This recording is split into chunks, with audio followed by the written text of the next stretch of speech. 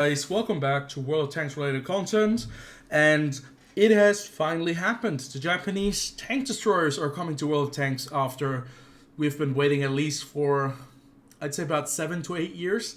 I know that the Japanese tank destroyers are on World of Tanks Blitz, but since I don't play World of Tanks Blitz, I have never really been able to see them. What is really interesting about this kind of line is that there are quite a few historical vehicles in there. The Hori 3 that we see here is actually, I think, a historical vehicle that was built as a prototype. And I'm not sure if the caliber is going to be the exact same one, but I know that I think it was built with a 105mm gun.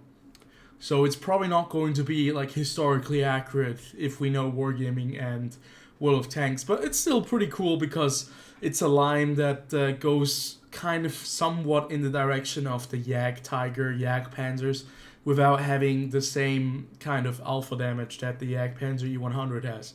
But let's take a quick look and let's just see what this tier 10 has to offer, and it actually looks pretty interesting in my opinion. So it has a 700 alpha damage round, 2 times AP, so you get premium AP shell.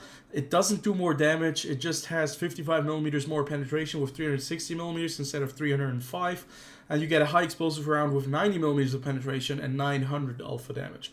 So that's not all too shabby. Now the alpha damage, 700 damage with a single shot. That kind of sounds like it's somewhat above 140mm, maybe 150mm. Could be a very big kind of 150mm gun, but we don't exactly know the caliber right here. Reload time is quite massive, 15.3 seconds, as you expect for this kind of a gun. Aim time with 2.5 seconds is actually doable, it's not too bad. And dispersion at 100 meters with 0.34 is actually not too bad either. So looks like a tank that might be able to snipe at longer distances if the shell velocity kind of works with you. Gun elevation angle is 7 degrees and 15 degrees, so minus 7 degrees and 15 degrees. Okay, obviously it's gun depression. 7 degrees gun depression, 15 degrees gun elevation. And turret traverse angle, you have 20 degrees, 10 to the left, 10 to the right. So you're not going to be able to swivel the tank or the gun all too much to the left or the right.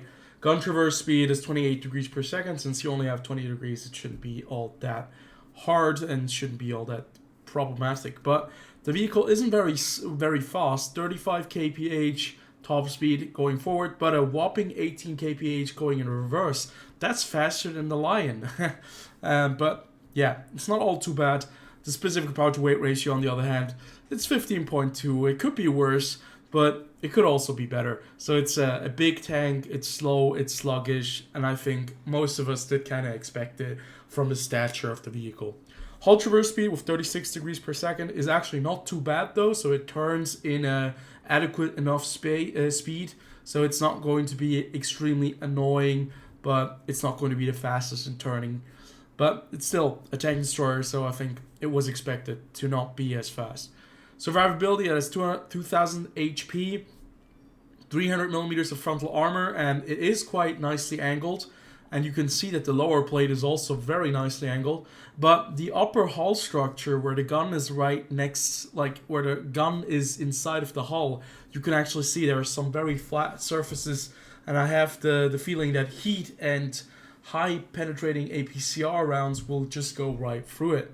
35mm on the side of the tank and 35 at the back. So it barely has any armor on the side. And we have to be really cautious when we are kind of angling the vehicle just a little bit. It has 400 meters base view range, which is really good for a tank destroyer at tier 10.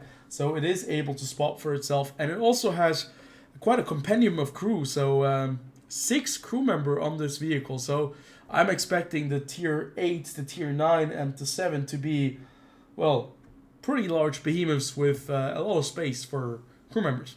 So that basically wraps it up. Looks like a very interesting tank, doesn't look broken, doesn't look overpowered. It looks like it's going to be doing pretty well for itself, and armor-wise, it's going to be the question if the side armor is too thin or if it is actually just thick enough.